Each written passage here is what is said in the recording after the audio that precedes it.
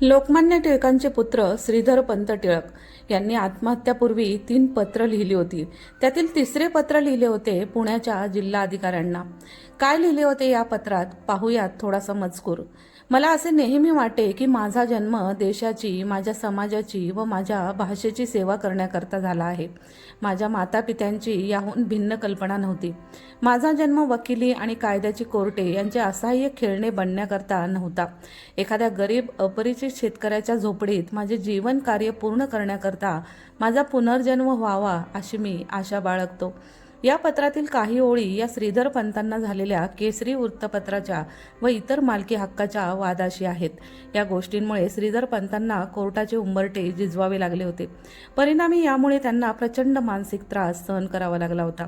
वारसा हक्काचा वाद 1924 नंतर चालू झाल्याचे दिसून येते.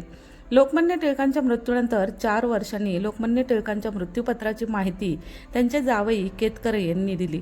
मृत्यूपत्रानंतर टिळक पुत्रांना केसरी आणि मराठ्याचा ट्रस्टवर राहता येणार नाही असं टिळक पुत्रांनी त्यांच्यावर विश्वास ठेवून पुढील कारवाई केली.